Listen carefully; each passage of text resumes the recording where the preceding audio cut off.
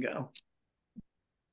Okay, everybody, welcome to the Srimad Bhagavatam class, chapter 18, Maharaja Pariksit cursed by a Brahmin boy. This will be the virtual culmination of the first canto. And so we're pretty excited that we were able to get through the entire first canto with all these stories fully read. And they're chronicle for whoever might want to watch these in the future, as long as video lasts, right? So we're happy about that, and we're very appreciative to our team. We got a good team here of technicians behind us, headed by Rangavati Devi Dasi, whom we're very, very grateful to, and her illustrious husband, who has so nicely donated her to this project. And so there's Madhumita. Hare Krishna. It's nice to see you. So if you don't mind, I'll start out with pranams. Nama Om Vishnu Padaya Krishna Pristaya Bhutale Srimate Bhaktivedanta Swaminiti Namane Namaste Saraswati Devi Gaudavani Pracharane Nirvishesha Shunyavadi Paschacharishtarane Jai Shri Krishna Chaitanya Prabhu Nityananda Shri Advaita Gadadhara Shivasri Gauda Bhakta Brinda Hare Krishna Krishna Krishna Hare Hare Hare Rama, Rama Rama, Hare Hare. Okay, Om Namo Bhagavate Vasudevaya. Om Namo Bhagavate Vasudevaya. Om Namo Bhagavate Vasudevaya. All right. So who would like to start out reading in the very beginning? Is there any volunteers for that, or would you like me to start? If you want to read, you just raise your hand and we'll let you do it. I'll go ahead and get started on the first few, and then whoever's ready after that, please join in. So this is text 1, chapter 18, Maharaja Pariksit cursed by the Brahmana boy. Sri Sutta Goswami said, due to the mercy of the personality of Godhead, Sri Krishna, who acts wonderfully, Maharaja Pariksit, though struck by the weapon of the son of Drona in his mother's womb, could not be burned. Furthermore, Maharaja Pariksit was always consciously surrendered to the personality of Godhead, and therefore he was neither afraid nor overwhelmed by fear due to a snake bird which is to bite him because of the fury of a Brahmana boy. Furthermore, after leaving all of his associates, the king surrendered himself as a disciple to the son of Vyas, Sukadeva Goswami, and thus he was able to understand the actual position of the personality of Godhead, and at last gave up his material body on the banks of the Ganges. This was so because those who have dedicated their lives to the transcendental topics of the personality of Godhead, of whom the Vedic hymns sing, and who are constantly engaged in remembering the lotus feet of the Lord, do not run the risk of having misconceptions, even at the last moment of their lives.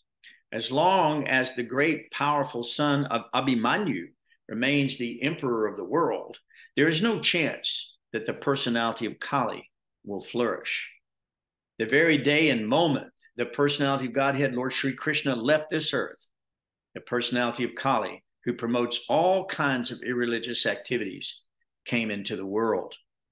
Maharaj Pariksit was a realist. Like the bees who only accept the essence of a flower, he knew perfectly well that in this age of Kali, auspicious things produce good effects immediately, whereas inauspicious acts must be actually performed to render effects. So he was never envious of the personality of Kali.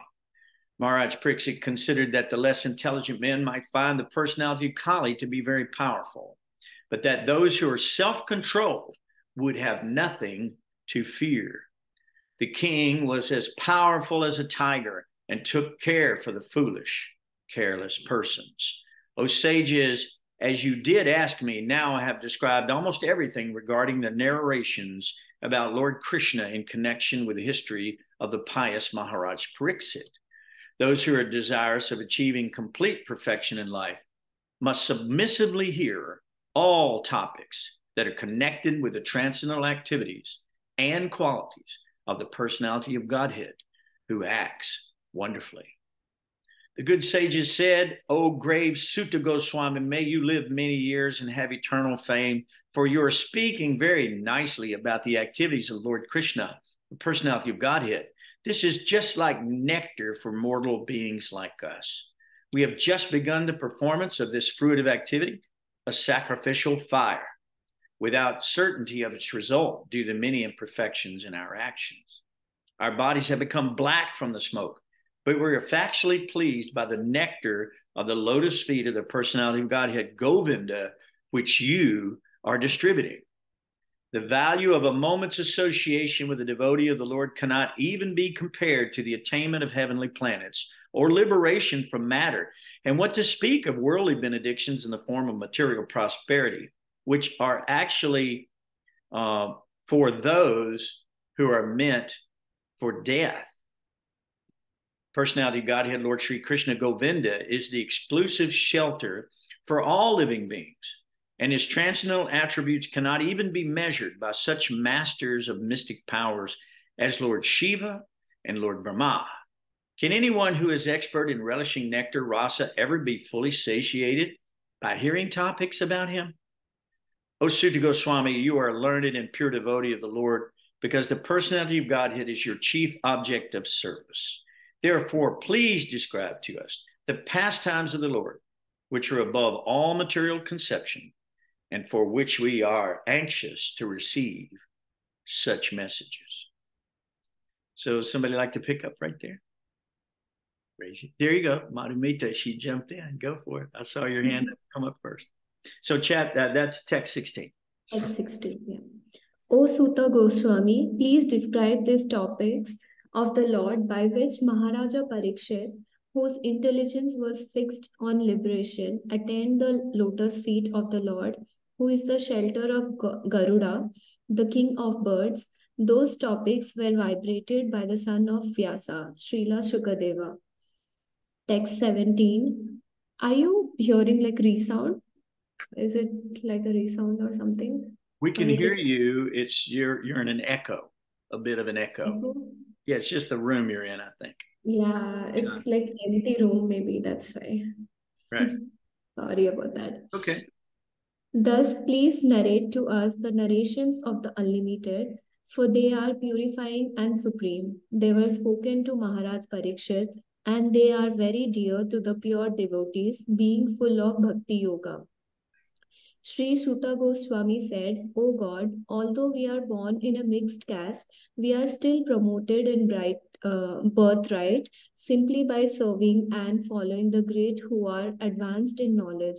Even by conversing with such great souls, one can without delay cleanse oneself of all disqualifications resulting from lower births. And what to speak of those who are under the directions of the great devotees, chanting the holy name of the Unlimited, who has unlimited potency, the personality of Godhead, unlimited the potency and transcendental by attributes, is called Ananta, the Unlimited. It is now ascertained that he, the personality of Godhead, is unlimited and there is none equal to him. Consequently, no one can speak of him adequately. Great demigods cannot obtain the favor of the goddess of fortune even by prayers, but this very goddess renders service unto the Lord, although he is unwilling to have such service. Who can be worthy of the name of the Supreme Lord but the personality of Godhead, Sri Krishna? Brahmaji collected the water emanating from the knees of his feet in order to award it to Lord Shiva as a worshipful welcome. This very water, the Ganga, is purifying the whole universe, including Lord Shiva. Self-controlled persons who are attached to Supreme Lord Sri Krishna can all of a sudden give up the world of material attachment, including the gross body and subtle mind, and go away to attain the highest perfection of the renounced order of life, by which non-violence and renunciation are consequential. O Rishis, who are as powerfully pure as the sun, I shall try to describe to you the transcendental pastimes of Vishnu as far as my knowledge is concerned. As the birds fly in the sky as far as their capacity allows, so do the learned devotees describe the Lord as far their realization allows. Once upon a time, Maharaj Pariksit, while engaged in hunting in the forest with bow and arrows, became extremely fatigued, hungry, and thirsty while following the stags. While searching for a reservoir of water, he entered the hermitage of the well-known Samiksha Rishi and saw the sage sitting silently with closed eye. The Muni's sense organs, breath, mind, and intelligence were all restrained from material activities, and he was situated in a trance apart from the three wakefulness, dream, and unconsciousness, having achieved a transcendental position qualitatively equal with the Supreme Absolute. The sage, in meditation, was covered by the skin of stag, and long, compressed hair was scattered all over him. The king, whose palate was dry from thirst, asked him for water. The king, not received by any formal welcome by means of being offered a seat, place, water, and sweet addresses, considered himself neglected, and so thinking he became angry.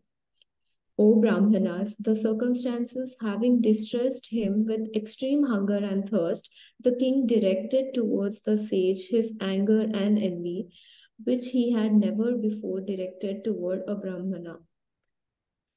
While leaving, the king, being so insulted, picked up the lifeless snake with his bow and angrily placed it on the shoulder of the sage.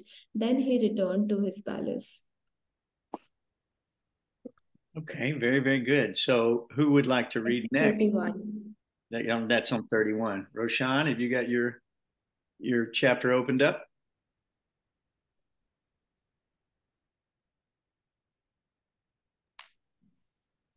Hare Krishna, everyone.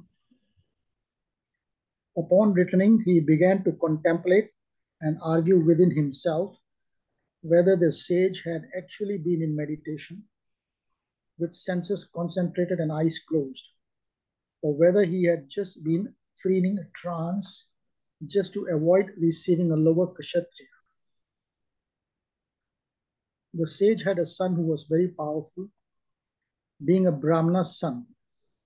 While he was playing with inexperienced boys, he heard of his father's distress, which was occasioned by the king. Then and there the boy spoke as follows. The Brahmana's son, Shringi, said, "Oh, just look at the sins of the rulers who, like crows and watchdogs at the door, perpetuate sins against their masters, contrary to the principles governing servants.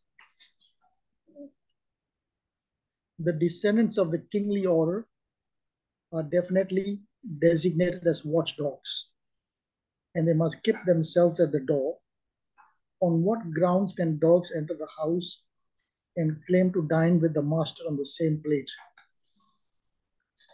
After the departure of Lord Shri Krishna, the personality of Godhead and supreme ruler of everyone, these upstarts have flourished, our protector being gone. Therefore, I myself shall take up this matter and punish them. Just witness my power. The son of the Rishi, his eyes red hot with anger, touched the water of the river Kaushik while speaking to his playmates and discharged the following thunderbolt of words. The Brahmana's son cursed the king thus: "On the seventh day from today, a snake bird will bite the most wretched one of that dynasty, Maharaja Pariksit, because of his having broken the laws of etiquette by insulting my father." Thereafter, when the boy returned to his hermitage, he saw a snake on his father's shoulders, and out of grief he cried very loudly. O Brahmanas, the Rishi who was born in the family of Angira Muni, hearing his son crying, gradually opened his eyes and saw the dead snake around his neck. He threw the dead snake aside and asked his son why he was crying, whether anyone has done him harm. On hearing this, the son explained to him what has happened. The father heard from his son that the king has been cursed, although he should never have been condemned, for he was the best among all human beings. The rishi did not congratulate his son, but on the contrary began to repent, saying, "Alas, what a great sinful act was performed by my son. He was awarded heavy punishment for an insignificant offense. Oh, my boy, your intelligence is immature, and therefore you have no knowledge that the king, who is the best among human beings, is as good as the personality of Godhead. He is never to be placed on an equal footing with common men. The citizens of the state live in prosperity, being protected by his unsurpassable powers. My dear boy, the Lord who carries the wheel of a chariot is represented by the monarchical regime. And when this regime is abolished, the whole world becomes filled with thieves, who then at once vanquish the unprotected subjects like scattered limbs." Okay. All right. Thank you, Roshan. We appreciate that. We're going to run out of verses on this chapter quicker than I thought, so we may go a little farther. I know that Rangavati's sitting over there, and also, who else do we have?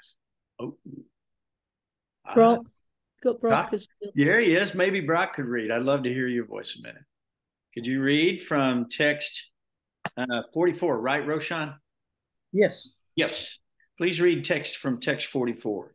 Brock. Okay. Due to the termination of the monarchical regimes and the plundering of the people's wealth by rogues and thieves, there will be great social disruptions. People will be killed and injured, and animals and women will be stolen. And for all these sins, we shall be responsible. At that time, the people in general will fall systematically from the path of a progressive civilization in respect to the qualitative engagements of the castes and the orders of society and the Vedic injunctions. Thus, they will be more attracted to economic development for sense gratification, and as a result, there will be an unwanted population on the level of dogs and monkeys. The Emperor Pariksit is a pious king. He is highly celebrated and is a first-class devotee of the personality of Godhead. He is a saint amongst royalty, and he has performed many horse sacrifices. When such a king is tired and fatigued, being stricken with hunger and thirst, he does not at all deserve to be cursed. Then the Rishi prayed and to the all-pervading personality of Godhead to pardon his immature boy, who had no intelligence and who committed the great sin of cursing a person who was completely free from all sins, who was subordinate and who deserved to be protected. The devotees of the Lord are so forbearing that even though they are defamed, cheated, cursed, disturbed, neglected, or even killed, they are never inclined to avenge themselves. The sage thus regretted the sin committed by his own son. He did not take the insult paid by the king very seriously. Generally, the transcendentalists, even though engaged by others in the dualities of the material world, are not distressed, nor do they take pleasure in worldly things, for they are transcendentally engaged. Okay. Very good. Thank you, Rob. Appreciate that. Rangavati, I think, is chomping at the bit. Why can't you read the first, say, 9 verses in the next chapter, if you don't mind, chapter 19, because they continue the story.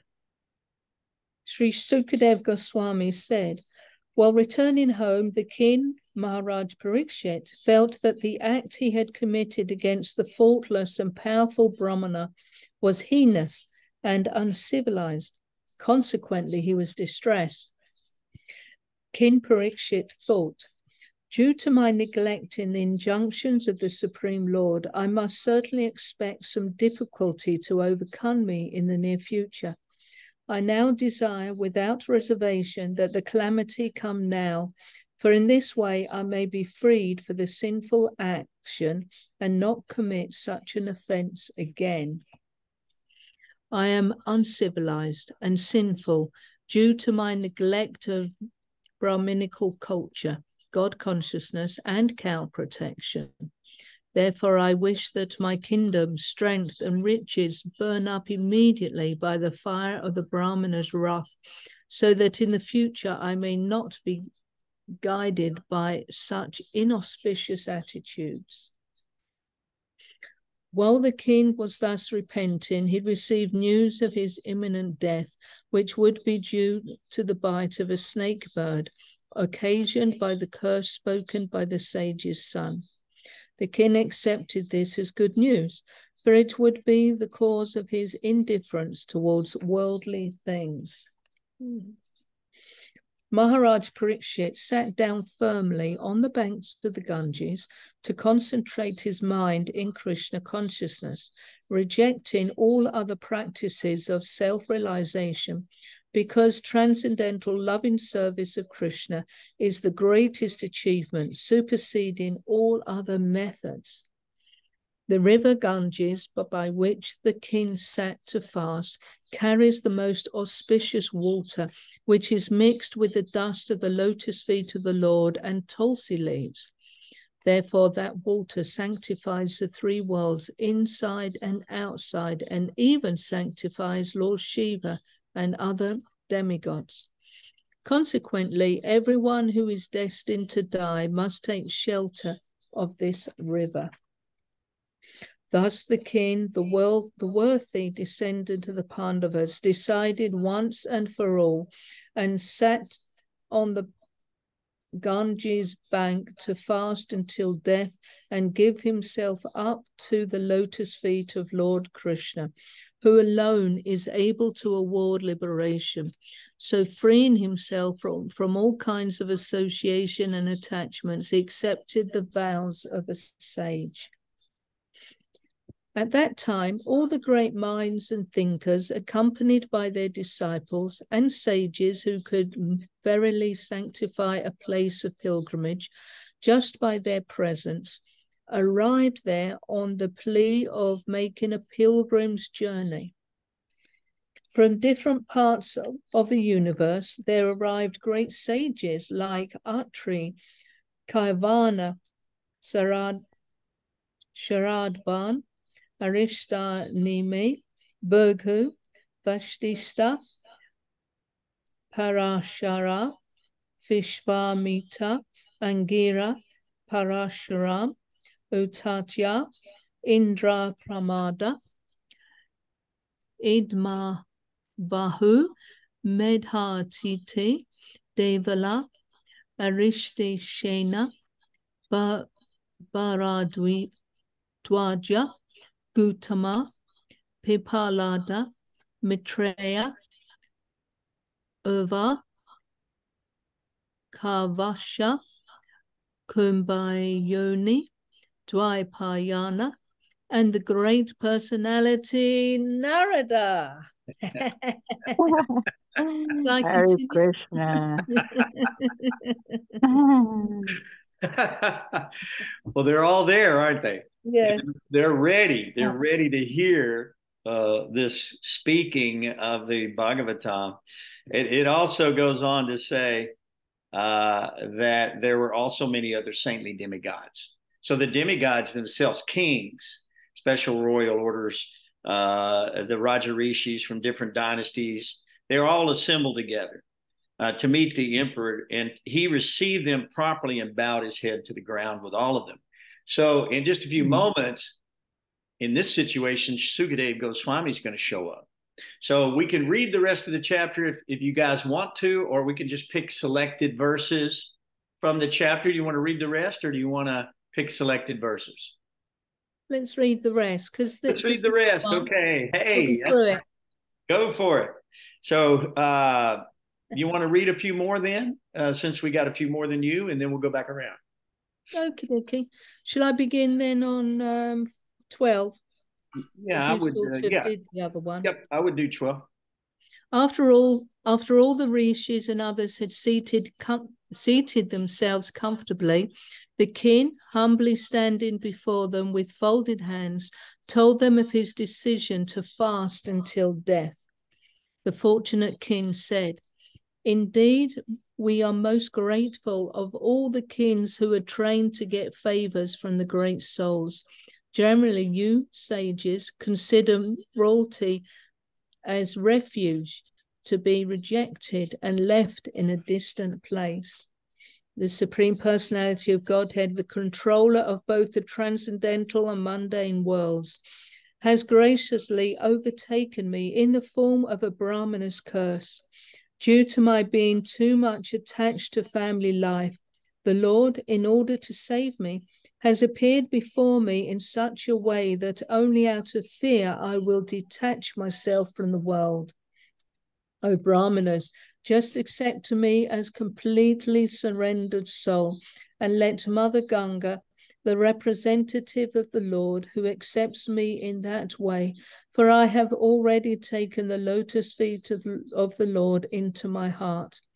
Let the snake bird, or whatever magical thing the Brahmana created, bite me at once.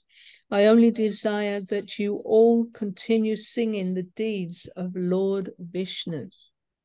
Again, offering obeisances unto all you Brahmanas, I pray that if I should again take my birth in the material world, I will have complete attachment to the unlimited Lord Krishna, association of his devotees, and friendly relations with all living beings.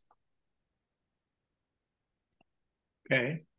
Who wants to get a little bit more of this? I can do that. Okay.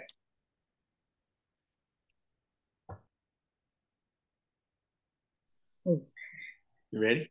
In perfect self-control, Maharaj Pariksit sat down on a seat of straw, with straw roots facing the east, placed on the southern banks of the Ganges, and he himself faced the north.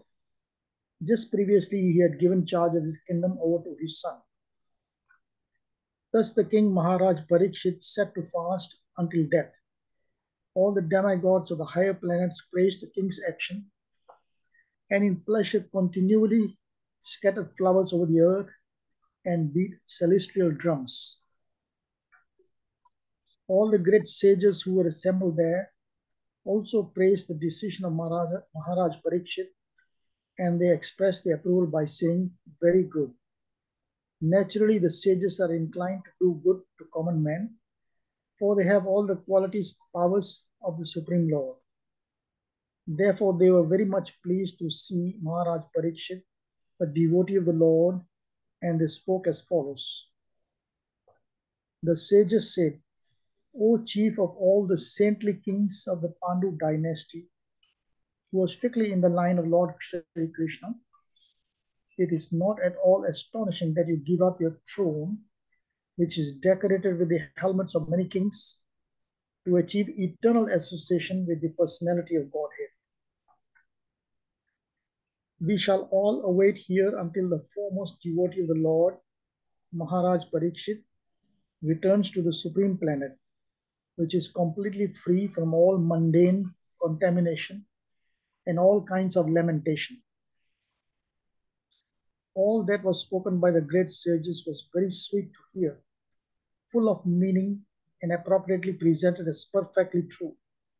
So after hearing them, Maharaj Pariksit, desiring to hear of the activities of Lord Sri Krishna, the personality of Godhead, congratulated the great sages. The king said, "O great sages, you have all very kindly assembled here, having come from all parts of the universe.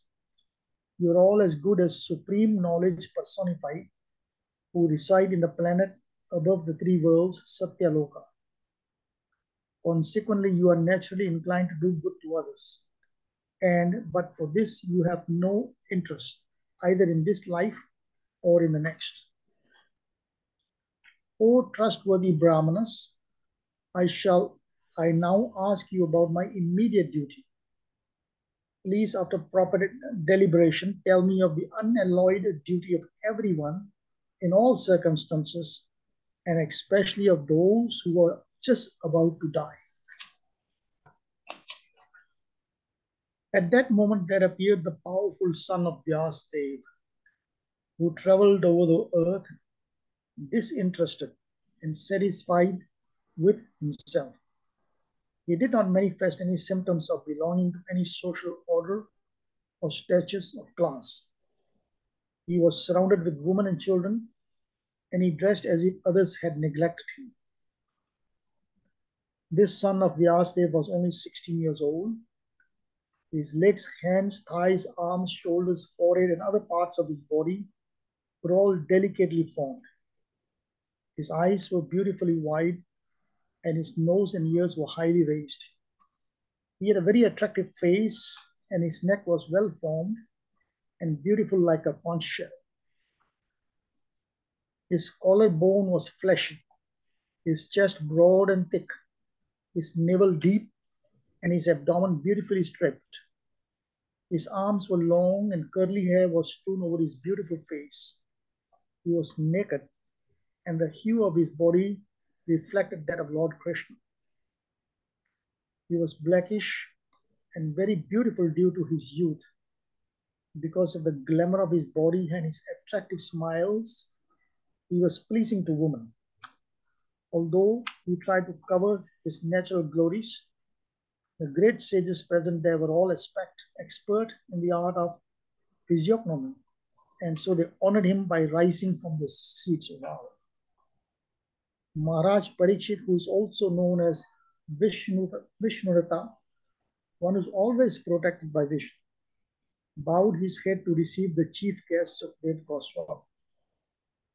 At that time, all the ignorant women and boys ceased following Srila Sukdev.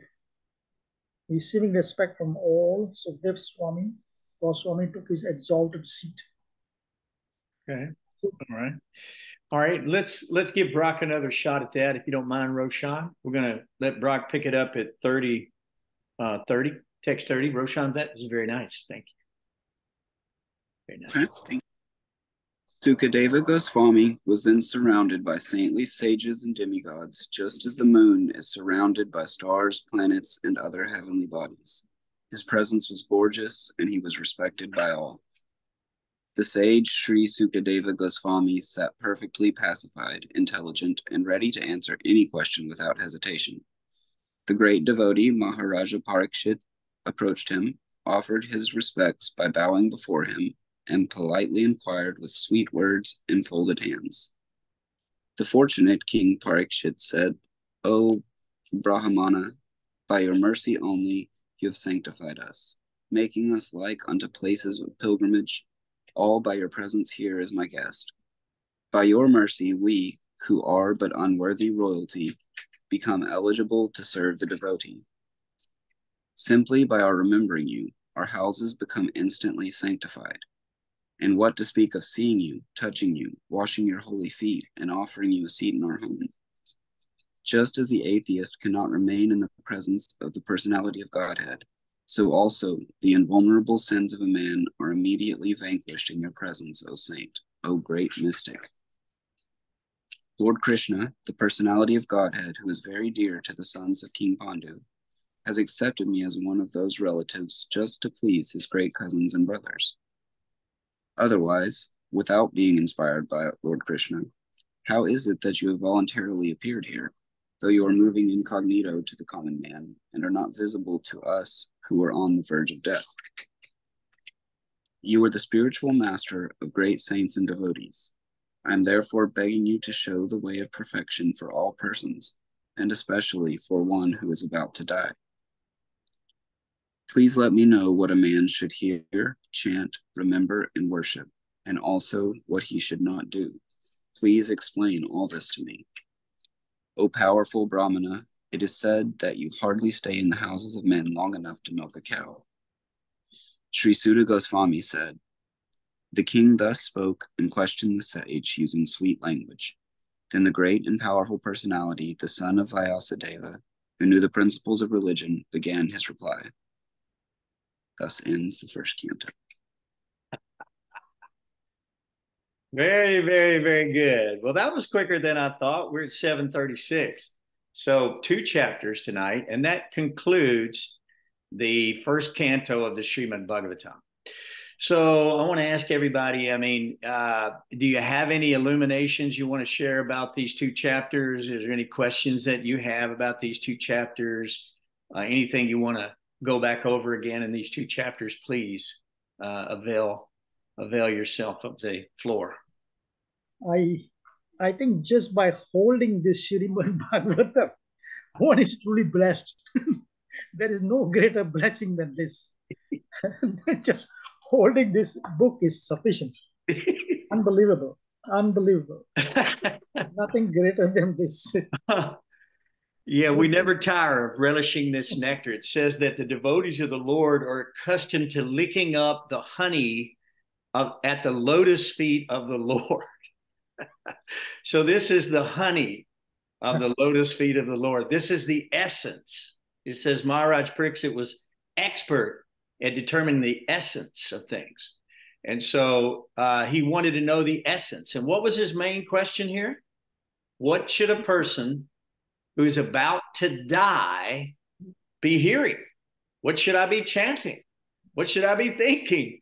What should I be doing at the time of death? This is a question for every man, woman, child, every living entity who has a rational mind should be asking this question. Not asking it at the very last, but asking it at the very beginning.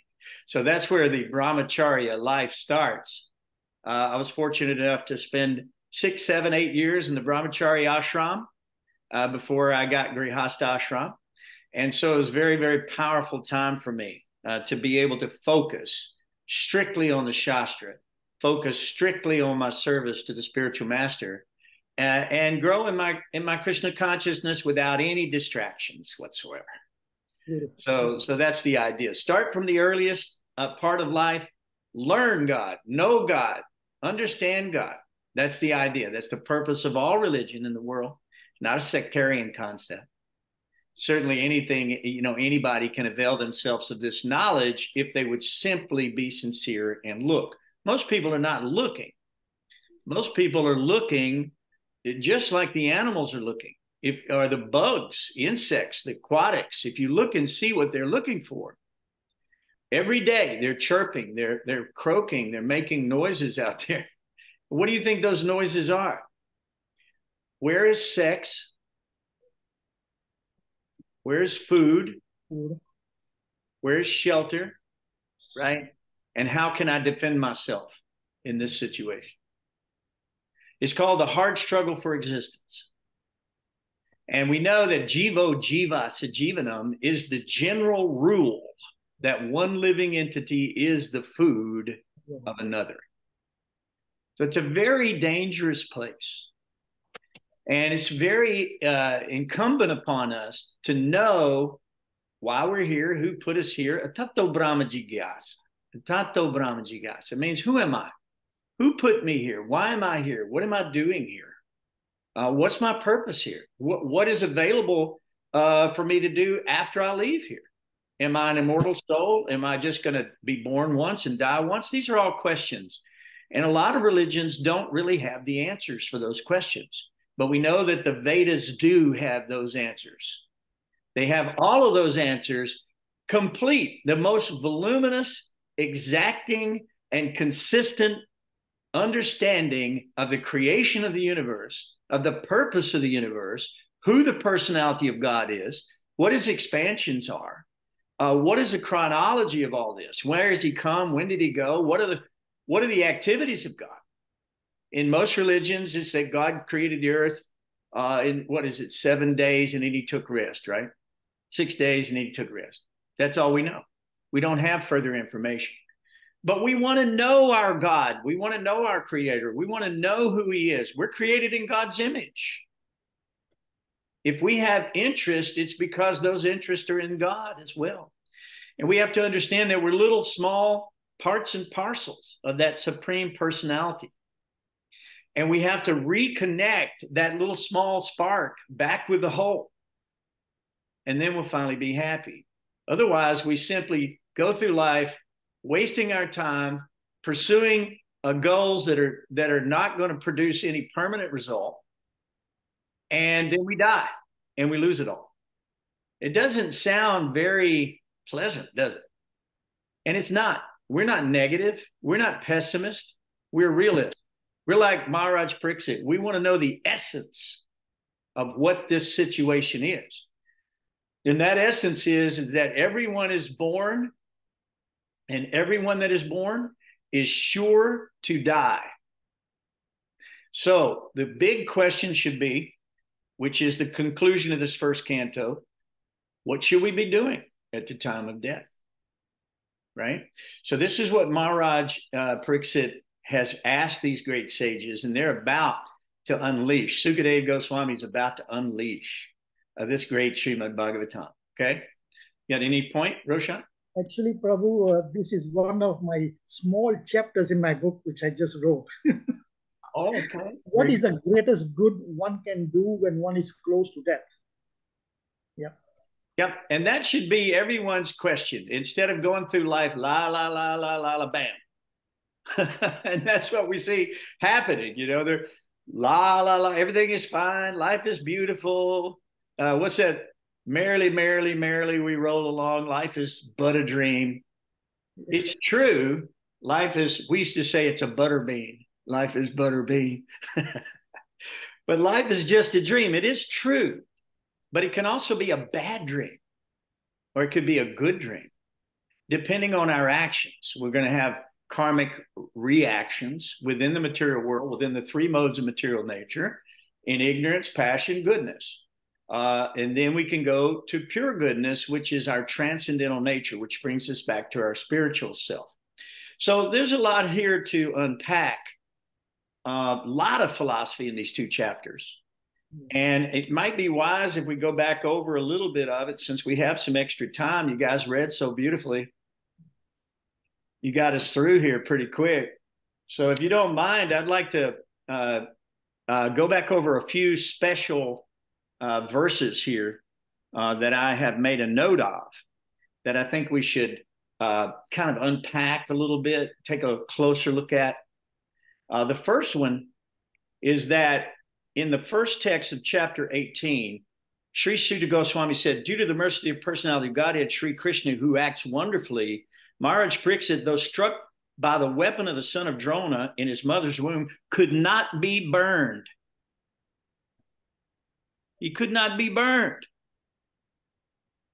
So there's a great axiom that says, if God is for you, who can be against you? Right? If God is for you, no one can be, they can be against you, but they can't win. So Ashvatthama's weapon was coming, and Uttara, his mother, was praying to Krishna, please protect my embryo in the womb, right? So what happens is Krishna shows up as a thumb size, and he's there, and he's got his Sudarshan disc, and he burns up the Brahmastra weapon with his disc, right? And he saves the baby. Now, Maharaj Pariksit saw Krishna doing this. He was cognizant in the womb, and he saw the Lord save him. And his whole life, Maharaj Pariksit actually means one who is analyzing. He's expert at analysis, and he's expert at concluding the essence. See, that's his thing. So his whole life he spent literally looking for Krishna. He was Krishna conscious at every single moment. Never was there a time when he was not completely Krishna conscious. So Krishna protected Pariksit, just like if you look in the Vedic literatures, Prahlad Maharaj, for an example. What did they try to do to Prahlad Maharaj?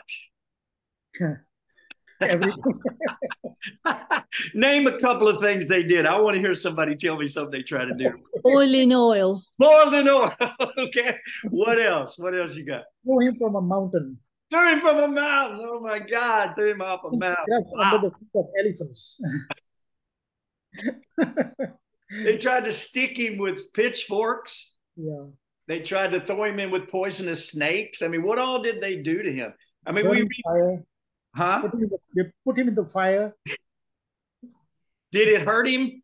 No. No. Why? Because he was protected by the Lord. Yeah. So there's no fear. So it says here that in the second and third verses, it says, Pariksit was always consciously surrendered. to the personality of God. Therefore, he's neither afraid, nor was he overwhelmed by fear. He didn't care about the snake bird or some magical creation by this Brahmin boy, this inexperienced Brahmin boy, who way overstepped his bounds, by cursing the king of the world. Come on, for just an insignificant offense, really. His father didn't take it offensively at all. And he chastised the boy. And he said, we're going to be responsible for all of this disaster because the king is the one that protects us. Monarchical. Okay? So we're talking about monarch, right? So it used to be the system was monarch, but the kings were governed by the priest, right? So the kings, that's why he put the snake bird there. He didn't know if the Brahmin was feigning, his meditation and trance, because he didn't want to stoop to the level below him to greet a Kshatriya. That's fact. So the Brahmin boy, after he saw this, he indignantly said these things. How could he dare they're like dogs at the door. How can the dog come in and expect to dine at the same table and eat from the same plate? See what I'm saying? As the master. So the Brahmin boy was indignant and he acted this way. And as soon as, he was awoken by his cries after seeing his father with a snake, his father just tossed the snake off insignificantly and said, what's the problem? And once he told him, he said, oh no, what have you done? Your intelligence is immature. Your intelligence is immature. And you've completely used a sledgehammer where you needed a feather. Right? So this is the problem with inexperience. And that's why we listen to the older folks. So we listen to the spiritual master. We listen to those people who've gone through the purificatory processes and who are chanting the holy names and who are studying the Shastras and following regulative principles, taking only prasad, doing all this stuff because they want to purify themselves so they can know Krishna, so they can know God, because God is pure. And if you want to associate with God, you also need to become very pure. Okay? So he had no fear because he was fully surrendered. He left everything. He left all of his associates. Listen, this is the king, man. You try to understand. When it says he left his associates, it's not like us leaving the wife and the kids or some couple of cousins, and maybe some folks at the office. It's not like that. He had a full army, full entourage. He had wives. He had palaces. He had kingdom. He had treasuries. He had everything. And everyone was dependent on him. Everyone. So the king was able to give it up for the sake of preparing himself for an eternal relationship in the spiritual world and give up this mundane relationship, which might be nice. It might actually reflect some of the glory in the Vaikuntha planets, for an example. It might reflect that. But it's not. It's not the eternal. It is eternal. This is eternal. It's manifest, unmanifest, manifest, unmanifest, like that. But time is eternal, Krishna says in Bhagavad Gita. So this is going on and on and on because there's going to be some rascal souls like us who want to come here, who want to be envious of Krishna, who want to come here and try to be Krishna. Right? And so that we try that over and over and over again until we're utterly frustrated and realize that we're not God. We're part of God and we're connected to God through devotion and love, through that service. And when we offer that service and that love back, then we experience real pleasure. Then we experience real joy, real happiness, not some artificial sense gratification that's here. It's like a flash in the pan. And then you need more. See, it's like drug addiction. Sense gratification is like drug addiction. It's the same thing. You can take any sense of the body or the mind, and you can allow it to obsess over any object of sense gratification. and you can become perverted. You can become completely mad with it. You can be driven by it just so powerfully that it causes people to commit crimes. When they know that their life is in jeopardy, they're still committing these crimes because they can't control that urge, that obsession to satisfy their senses. So if we're going to have to be obsessed with something, going to have to be addicted to something, make it Krishna. Make it Krishna.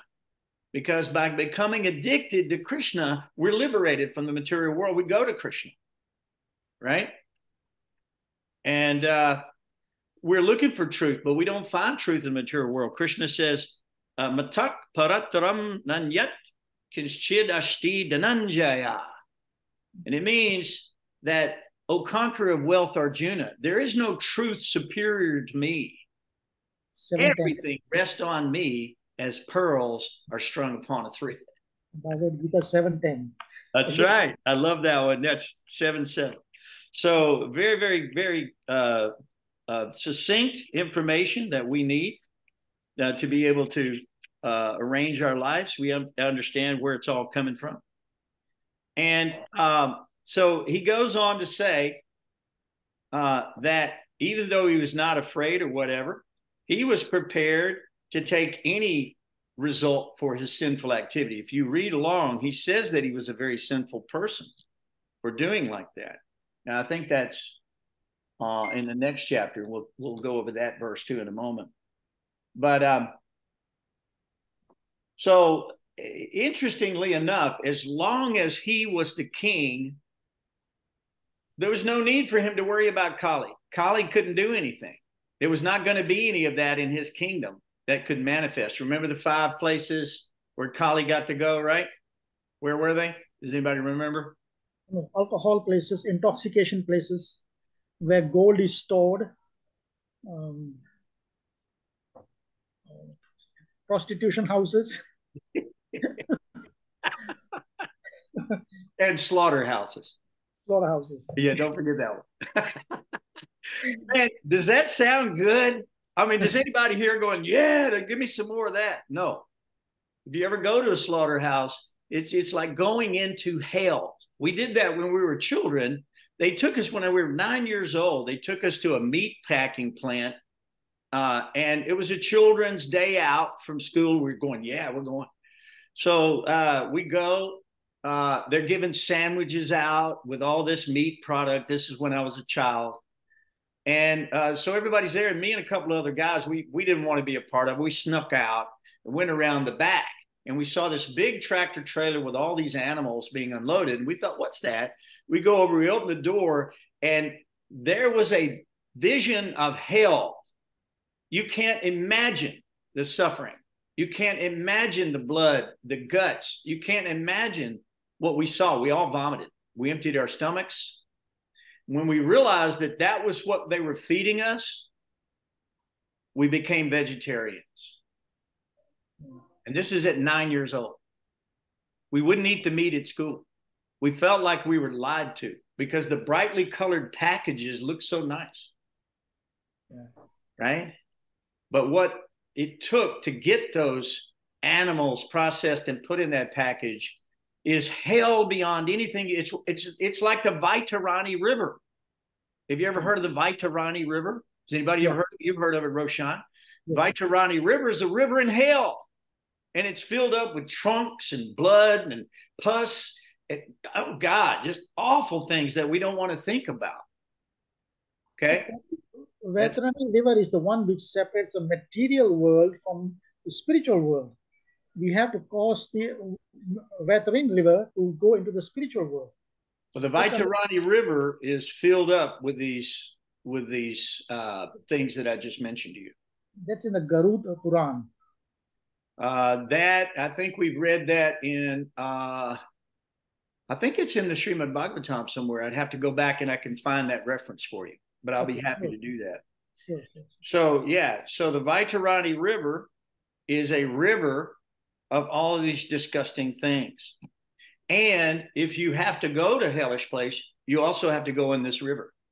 Mm-hmm. And so you're forced to actually come in contact with these disgusting things, and so forth and so on. So today I had to drive up to the Gentle Barn to look after all the all the animals that have been rescued from slaughter. And on my way, I had to follow one of the chicken trucks. They come past our house, and I had to follow it all the way. Then I was able to go next to it at a light. And those poor chickens, I was just praying, sending them all my love and chanting Hare Krishna. All the ones on the outside are all covered in thick mud that, from the truck coming up, and the other ones were really dirty, and they had bare skin. Poor little things. I was so upset. That's a whole nother conversation, but try to understand that there is an opposite and equal reaction for everything you do.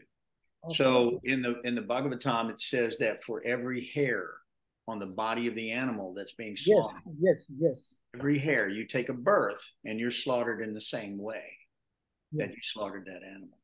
So try to understand there's justice that will take place. We might not find it in our lives in this modern judicial system, but we found it at the time of Maharaja Pariksit, because there was no evil things going on in his kingdom. Brock's got his kitty cat. I don't know if you guys can see that on the screen. It's so cool. His little kitty cat's checking it out. Brock, that's all right, buddy. That's sweet. Okay, but here's the point. Okay, so here's the thing that we need to understand, that if a person is deregulated in their activities, if they don't know the truth, if they're just blindly acting according to the desire of their senses, they really are no better than animals. They're no better than dogs or monkeys. And we'll talk about that in just a second, right? So the thing about it is, and they may not know. It's just like if you don't know that the red light means stop and you go through it, you may die. It's your job to know the red light means stop, right? So a civilized person is trained in knowledge of how to live on the earth. Much of this knowledge has been erased by, dictators and people who are trying to make their own point or convert you into some other thing that they think is the most important thing or whatever. But the point is that the information that you need is available to you. And if you will avail yourself of it, you'll know what to do. So here's what he says. Maharaja Pariksit considered that less intelligent men would find Kali to be a very powerful and attractive personality. Okay. Less intelligent men would find Kali to be a very attractive personality, right? And if you look around today, you'll see that that's all proved out to be true. Because yesterday we did a nice memorial for Chardeshna, my dear god brother, who was one of Prabhupada's early disciples, first one to distribute big books and do such a great. I was on his Sankirtan party. He actually distributed Bhagavad Gita to me, and literally I read the book 3 times and moved in. So he changed my life by distributing this information to me. This way back in '74, right? And previously I'd seen Back to Godhead magazines, but I hadn't read the whole Bhagavad Gita. After I read the Gita, I was like, this is it. There's no choice. What's the alternative? I mean, now that I know the truth, what am I going to do? I'd be a fool to neglect this information. So I wanted to study under Srila Prabhupada. And so I moved immediately into the temple after reading the book 3 times. I said, is he here? They said, no, he's not here. I said, where is he? They said, traveling all over the world. He's going from one place to the next. You'll be able to catch him another time. So I'm like, oh my God. So, but anyway, so he says that the less intelligent people will be attracted, and we see the liquor stores are full. One time Chardeshna was trying to find a place to distribute books during the holidays. Everything was closed, but the liquor store was packed. And so they stood out in front of the liquor store distributing Prabhupada's books. So you got to go where it is. One time Nityananda went to a house of ill repute, right? And he's in there and he falls on the floor and grabs their feet and begs them and washes their feet with his tears, begging them, please don't do this. Take up this love of Lord Chaitanya Mahaprabhu, this love of Krishna. And of course, they threw something, cut his head. Lord Chaitanya came back, was evoking the Sudarshan chakra. And Nityananda laid down in front of the Lord and said, please don't harm them. This is the compassion of the great Vaishnavas. This is the compassion that we're looking at, where you can ridicule you, you can hurt them, you can arrest them, you can persecute them, you can beat them. Haridas Thakur was beaten in every marketplace, but he wouldn't quit chanting Hare Krishna, and he never complained. Jesus Christ came to bring love of God, and they hung him on a cross for doing it. He never protested. He never actually spoke up for himself. Did he? No. They asked him, he said, you're welcome to, give your own testimony. He wouldn't do it. He wouldn't even do it because he knew he was under the protection of the Lord. And that is what great souls do. So here it says, the only people that have nothing to fear are those persons who are self-controlled. So self-control is yoga, yama niyama. Accept those things that are favorable, reject those things that are not favorable to your Krishna consciousness, right? So the idea is to have nothing to fear. One has to be completely surrendered to the Lord, and one has to be obedient to the laws of the universe, right? If you're disobedient to the laws of your state, what will they do to you? Find you, arrest you. Find you, arrest you, put you in jail, maybe even put you in an electric chair, right? They say in Texas they have a express lane to the electric chair down there. They said most people are trying to abolish the death penalty, but Texas is putting in a express lane, so you can get there quicker.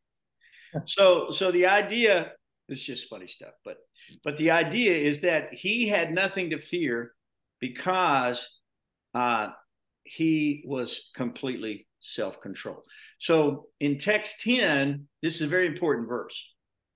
So in text 10, and this is chapter 18, it says, those who are desirous of achieving complete perfection in life must submissively hear all topics that are connected with the transcendental activities and qualities of the personality of Godhead, who acts wonderfully. So, look, the cinemas have millions of movies. Chainsaw Massacre, rape, killing, shooting, all these things. This so-called hero, he's a villain, he's this. And we don't know. We don't know any of this nonsense. It's all fiction anyway. And if it's based on true life, it's generally somebody walking in a theater and shooting and killing everybody or some not. It's horrible what's happening in the world. Horrible, right? So if we started out hearing these transcendental activities of the Lord, who leads us, his activities leads us to realize the truth, leads us to love, leads us to compassion and kindness. We just read like 30 some odd qualities of the Supreme Lord a couple of chapters ago. And those qualities, if they just taught those in school, the world would be completely a different place, totally a different world. But instead, they let the children sit on their game and they're killing all day, shooting people all day. So what do you expect to happen? Everyone is an active shooter, right? Every time you hear about the news, active shooter. The guy's sitting at home shooting people on a video game, and now he's ready to go, see what it really feels like. Thinking, feeling, and willing. Those are the three things that take place. You think about it long enough, you're going to start feeling it. Once you feel it, you want it. You become obsessed with it, and then you will it to happen. And that's happening everywhere because of bad association, bad influence. But what do we hear? We hear that the association of a devotee will relieve one of all sinful reactivities. The association of devotee is like a place of pilgrimage. It becomes a holy place. Why? Because topics of Krishna are being discussed there. That's correct. So when we understand that it doesn't even require much association with the devotees, even one time, Narada Muni took the remnants of those sages only one time. You go back and you read the story, it said only once he took their remnants by their permission. And therefore he became fully self-realized. Because these sages are literally the embodiment of the will of God. They are literally the Vedas in person, personification of the Vedic text. Sukadeva Goswami, Sutta Goswami, like that. Personification of the Vedas. So we must hear all topics related to Krishna. And one of the things that I think is very important, not only the association of devotees, but we're never going to be satiated for hearing those topics. Yeah. Okay, Bach, what you got? So that being, if you are associating with devotees, then you can assume all of your desires are not sinful. I'm not sure I understand your question. Association with devotees removes sinful desire utterly. Yeah, it will it will remove. If you chant Hare Krishna for a while, if you associate with the Shastra, if you take prasad, if you associate with the Vaishnava, you see the deities, you do all that kind of stuff, gradually all these sinful desires will fall away. That is a fact. Because they're burned up. They're burned up in this fire of Krishna consciousness. What did you say, Roshan? I said it just takes time. It's a gradual process. Gradual process, and it could take lifetimes. It's taken a while for us to get to this point. It may actually even take a second, and you can be self-realized. Exactly. So we're never going to be satiated from hearing the stories about God, but we're never going to be satiated in the material world. So you're never going to be satiated. You're going to have unlimited desires one way or the other, but you don't want your unlimited desires to be focused on material life, because what's the result of that? What is the result of that? More material life. More material life. And if you focus on Krishna, then you will have an eternal life. In 8.5 Bhagavad Gita, Antakale Chamameva, right?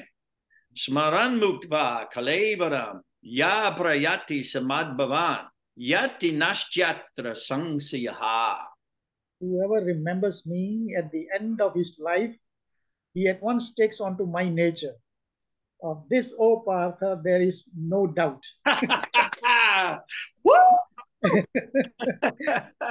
Beautiful. Thank you for that recitation. Yeah, whoever quits the body at the time of death thinking of Krishna alone wants to attain to God's nature. But if you quit the body thinking of cat or dog or sex or meat product or this or that, try to imagine.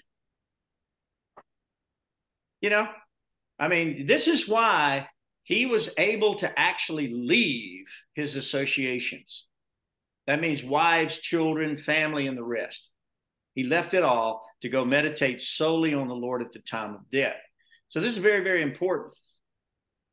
Also, there's a nice little quote in here about the Ganges River in text 21 that you all should hear. And it says, who can be worthy of the name of the Supreme Lord but the personality of Godhead, Sri Krishna? Brahmaji collected the water emanating from the nails of his feet in order to award it to Lord Shiva as a worshipful welcome. This very water, the Ganges, is purifying the whole universe, including Lord Shiva. So Shiva takes that water on his head, and it comes down to us, right? So this water is purified because it contains the dust of the lotus feet of God. And everyone should avail themselves at least once of a nice bath in the Ganges River. And if you can't take a bath, I've got a bottle of Ganges water. I'll sprinkle it on your head.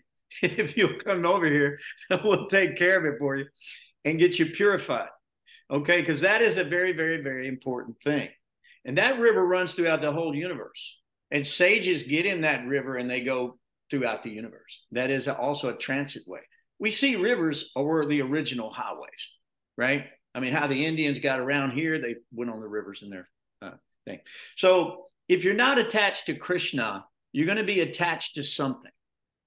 So one question you could ask yourself, and you should ask yourself, is this desire going to lead me to love of God, or is it going to lead me away from love of God? Whatever it is you're looking at, whatever you're analyzing, you need to be a little bit like Maharaja Pariksit. You need to try to find Krishna in that. You need to find out what's the essence of this act, right? What's going to be the result of this act? So we have to be attached. Renunciation means to be attached to Krishna, but not attached to the material world or the material body, right? So that's the idea. So when we look back and we see that the history of the world was all monarchical, right? So it was all monarchical. And at the time, the king had to have the right quality. He had to be trained from youth to understand how to manage the population, to protect the population, become the best devotee, have the best sages and saints advising him exactly according to the Vedic rule and regulation. And that's what the saints did at that time. They were qualified to protect you. They were qualified to serve you because they were themselves great servants of the Brahmin community, of the Brahmin caste, right? So nowadays, we don't do that. Nowadays, we don't do that. If you look at a politician now, you find out how many prostitutes he's been with, how many, how much money he's embezzled, right? I mean, this is the whole story. This is all we hear today. These people are not qualified to rule you. They're not qualified to protect you. They don't even know how to protect themselves. In the last chapter, we read, how is it possible that someone who's in the jaws of the serpent can rescue you from the serpent? You're the next one to be digested by the serpent. We need that little kitty cat you got there, bro. Save us from the serpent, right? Yeah. So here's what it says in text. This is important. In text 44, due to the termination of the monarchical regimes and the plundering of the people's wealth by rogues and thieves, there will be great social disruptions. People will be killed. People will be injured. Animals and women will be stolen. Somebody's going to come and steal your women. Did they just do that the other day? They came and stole their children, their women, they stole everybody, right? And so this is what he's complaining to his son about. And he said, now we're going to be responsible for all that activity because you have cursed the king to die in 7 days. So these are the predictions for Kali Yuga 5,000 years ago. Absolutely. That's why Krishna came. Krishna came to annihilate the burden of the world. Yada, yada, yada. We'll go over this every time. So that's the idea. He comes anytime to do that. So we're seeing now that there are great social disruptions. And people who deviate from the path of the Vedic injunctions become attracted to not only economic development as their God, right? We see the money has become God, literally. But they are also creating unlimited, unwanted population on the levels of dogs and monkeys. Wow. Think about that. Okay. So let's analyze what a dog does, okay? One thing a dog does is they are loyal to their master. So we could learn something. Just like there's a chapter in the 11th canto about the the Brahman Avadut, and he says that all of these things are his spiritual master, and he talks about a tree being his spiritual master. He goes through the whole, even a prostitute is his spiritual master because he learns how to love God by seeing everything in relationship to God. That's something you should look at. But when we talk about unwanted population, you remember this was Arjuna's argument to Krishna. Just like that picture Roshan has behind his head right there of Krishna in the chariot, right? It's a beautiful picture. Arjuna didn't even want to fight. But why not? He was giving Krishna all kind of good arguments, right? What was one of his best arguments? It was that, Krishna, if we kill all these men, we're going to leave the women unprotected, and they'll become prey to unscrupulous men, and the world will be filled with unwanted progeny, which will be the ruination of the world.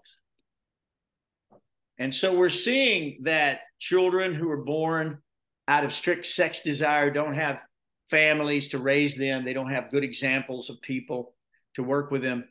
They're easily persuaded by prostitution, by liquor, by drugs, by illegal activities, thieving and stealing and stuff. We see that it's almost like a pestilence that's taken over the world. They're coming in large groups now, and they're going into the most expensive stores, and they're taking all the stuff out of there because they feel like it's almost like a shock and awe approach, like they used when they invaded Iraq, right? It's like, we're going to bring the whole 60 of us out. We're going to take it all, and we're going to get out of here in 3 seconds, and you're not even going to have time to catch us. And then they're going to go honestly split up the booty, right? Sure.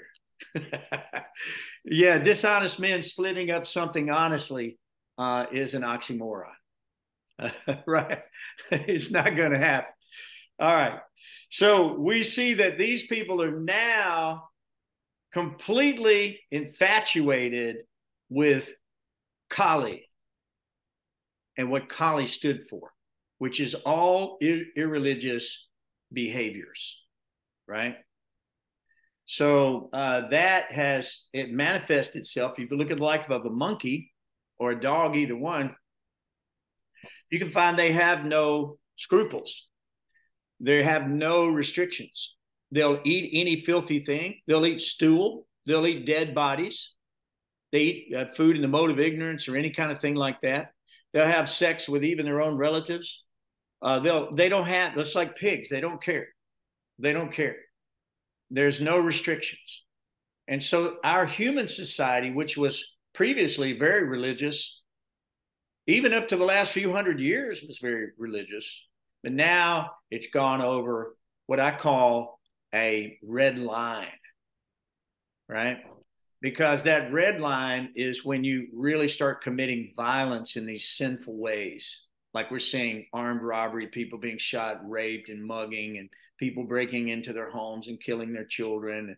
God knows what all. This is going on every day because people are not being trained in the information that we're talking about right here. Because there is no monarch to do this for them. So, guys, look at here. It's 8:19. I probably got another 15 minutes of stuff that I could go over with. I mean, I just find more and more philosophy in these things that really need to be brought out for us to understand what Krishna is trying to say to us. But the one thing that we can all agree upon is Rajavidya, Rajaguyam, Pavitram, Idamuttamam, Pratyakshavagam Dharmyam, Sasukam Kartam Avyayam, right? What is that verse, Roshan? What is that? Is that 9:1? 9:2. You're 9:2. close. You were close, buddy. Hey, you still get the prize. It's no problem. You get love of God. But what does it mean? It means this knowledge is the king of all knowledge, of all education, right? It's the king of all education. It's the most secret of all secrets. The most secret of all secrets is the purest of all knowledge. And because it gives direct perception of the soul by realization, it is the perfection of religion. It is everlasting, and it is joyfully performed. Susukam kartum avyayam. It's very delicious. So we're licking the honey of Krishna's lotus feet in all these chapters. And there are lots of other things I'd like to go over with you, but let me just do one more and we'll finish it. So this is in the next chapter. Boy, if you just look at the first part of this chapter, it's replete. It's just replete. So Maharaj Pariksit felt like what he was done was wrong. He did. He felt like it was wrong. And he felt like he had neglected the injunctions of the Shastra, and that he expected something like that to take place. I see Bhavananda's finger. Is there's something you're trying to... He's blessing us. He's blessing us, right? That's what he's doing.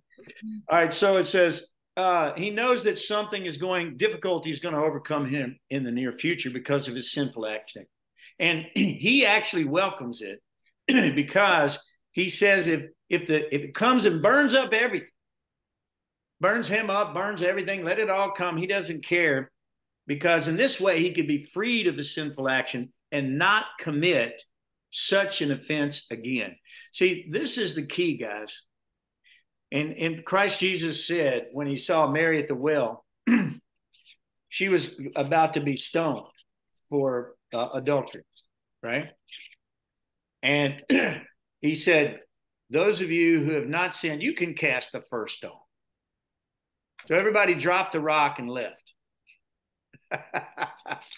This was also done for Gorkha Shore by Bhaktisiddhanta at another time. He said, anyone who hasn't sinned, then you can conduct the ceremony. Everybody left. Everybody left.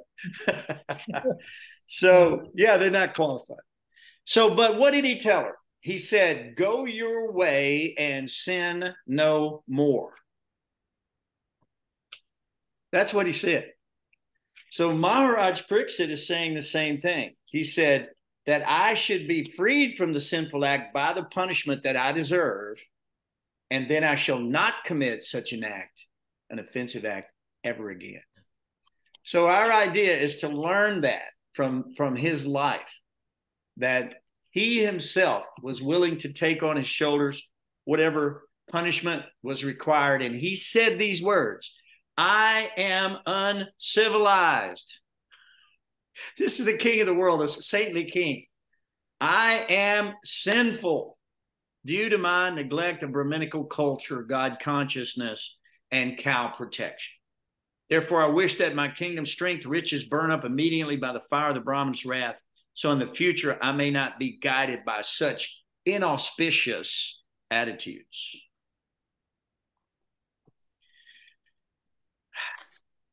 I guess that's the story. That's got to be the story, right? Roshan, you got something? What is it? You got something? Yeah, it reminds me of Prabhupada when he came to United States in 1965 on the Jaladut. Yep.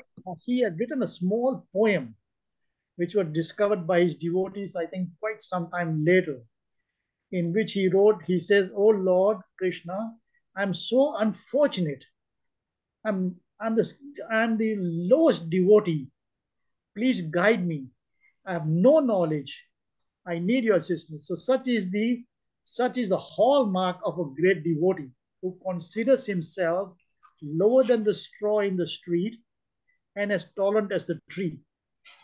So when you mentioned this about Maharaj Pariksit, I immediately remember Prabhupada's written a small novel. Very, very beautiful.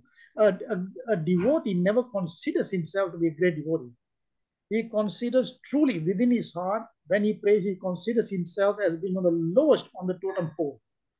That is the sign of a real true devotee.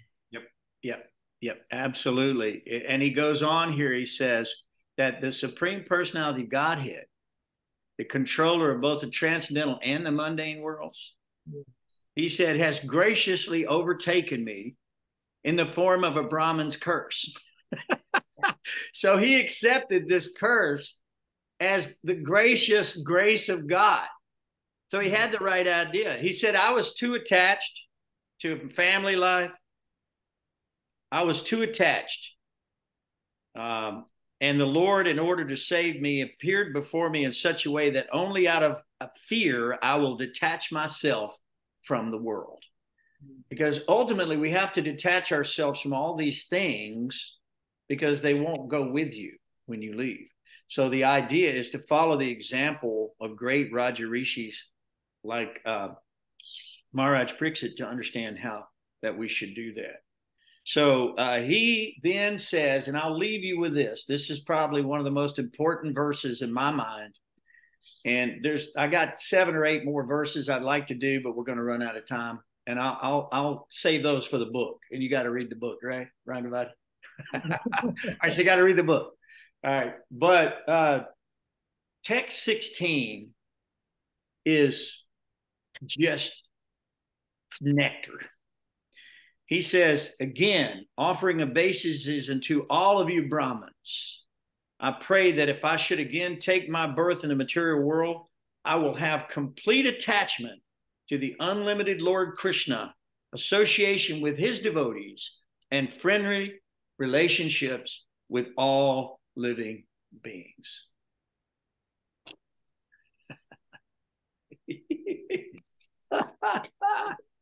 I love it. I love it, guys. And I'm so happy that you guys are here to hear this. Deathless nectar is what we call it. It's deathless nectar because simply by hearing it, you are becoming immortal, transcendental in your self-same body. You'll have your Swarup City. You'll go back to the spiritual world. Everything that you wanted here that you couldn't get, you got in the spiritual world. Here, it's a shadow. Here, substance is not real. It doesn't last. There's always some reaction for action here. It's fraught with difficulty. It's no place for a lady or a gentleman. This world is brute. This world is a place of war, of fighting, of suffering, a place of dissension, especially in the Kali Yuga. So Krishna's made it so simple for us in the Kali Yuga that Harinama, Harinama, Harinama Eva Kevalam. Here we are. All we need to do is chant God's names, call on God's names, and God will appear in your life. And then all inauspicious things will go away, just as if the sun is rising on the cold morning like it did this morning. So beautiful.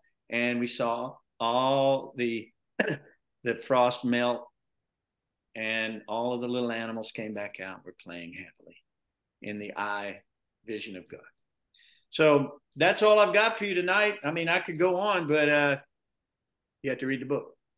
I think Prabhupada used to say, this is no place for nice men and women. Yeah, it's a dangerous place. There's danger at every step. So we don't want to take any risk here. We want to be safe. We want to take shelter of those great souls. So who was present during this great presentation of Sukdev Goswami? I just want to mention the names. So all the 7 great rishis are here, from whom the progeny of all this entire universe comes from. So one is Atri, one is Brigu, Vashisht, which is the 7th Manu, Vishwamitra we know, and Parshuram is an incarnation is here. Devala, Lord Krishna mentions that. Bharadwaj is another great rishi, including Gautam. And Maitreya is also one of the greatest. And Ved Vyas was there, Dvaipayana. So all the great rishi and Narad. That's the star chamber. They were all there. Anything you can imagine, they were all there. And many more demigods and Raja Rishis from all over the universe came there Yeah. for that discourse. Yeah, for that discourse. So very, very good stuff, guys. And I'm so grateful to you. We've gone to 8:30 tonight, so we better stop. You know, before we're going to get in trouble with Rangavati, and, you know, nobody wants to do that. You can ask Bhavananda. He'll tell you. Oh, it's tough. It's tough. Bhavananda must be waiting for food.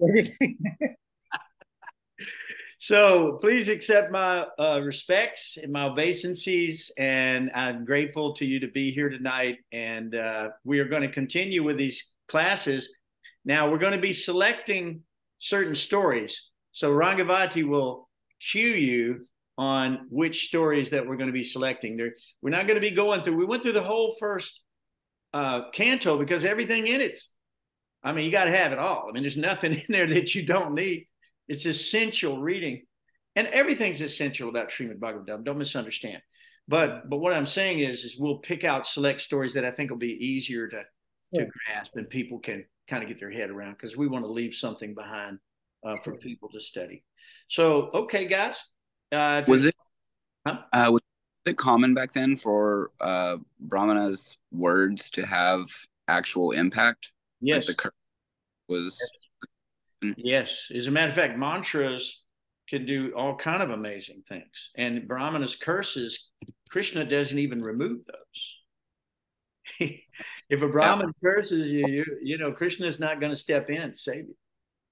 That's the way it works. Yeah. So, you know, Krishna, he supports the Brahmins.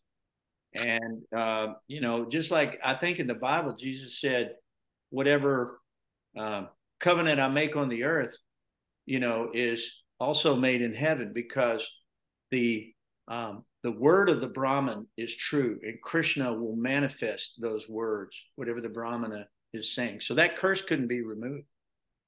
And back in those days, those powers, those mystic siddhas, Lahima, Mahima, you know, all of those mystic siddhas were very real for these sages.